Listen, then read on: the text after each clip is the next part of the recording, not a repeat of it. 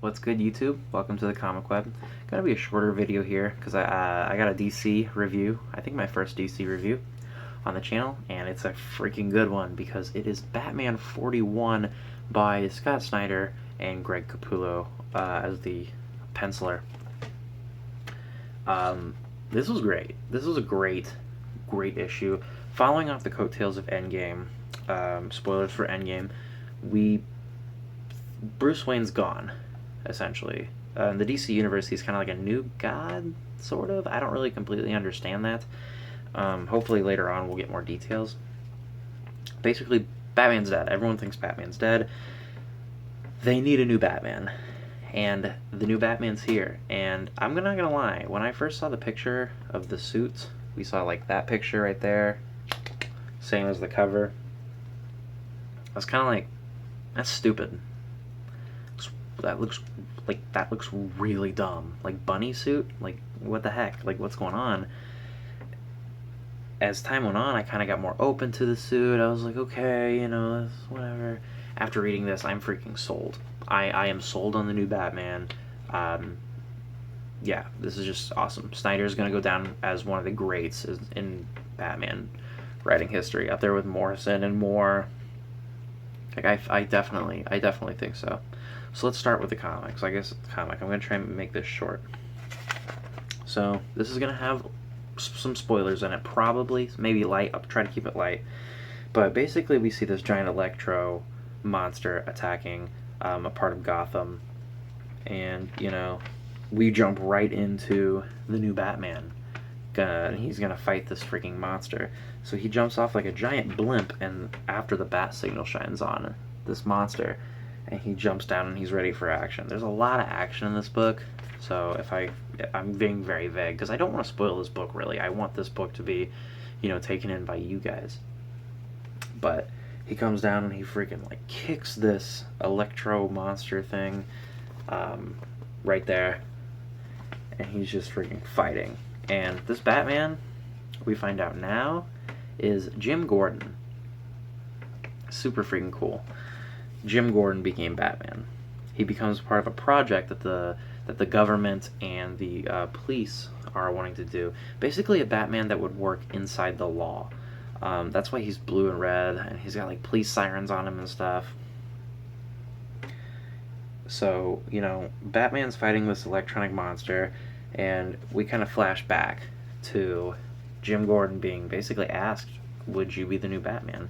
We have all these, young recruits here trying out for Batman, but Gotham the best. You would be the best Batman. Sure, you might not be the best looking Batman, which was a continuous joke in this, kind of funny. But you will be the best Batman. You will inspire people, and you will bring hope, just like Bruce Wayne did. So we kind of cut back to the present, and Batman's like fighting, this thing again, and he's got these like bat wing things, like these deflecting things. I guess they're on his hip, like it's kind of like a cloth thing. And then some comes down, he's like, freaking blocks it. So freaking cool. I love this Batman. Cut back to the past, because this is basically all explaining how Jim became Batman. Bullock is kind of like, you can't be Batman, blah, blah, blah, blah. You can definitely tell that Jim's kind of like struggling with, should I be Batman, should I not? I gotta stop smoking, all this kind of stuff.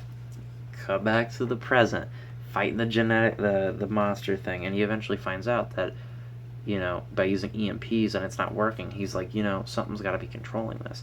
He eventually finds that this guy, Dodger Valera, part of a gang, is controlling this giant like electromagnetic thing. Like we're not really sure what it is. So Batman runs to find him. He's got a guy hostage. He's got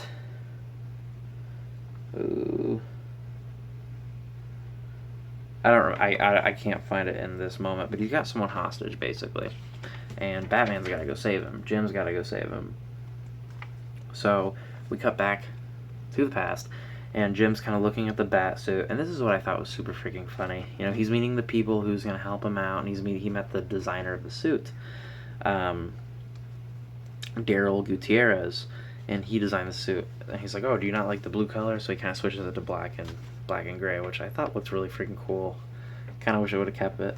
And they're kind of like, messing around and changing the colors of the suit. And we see all these like cool suits from the colors from Batman's past.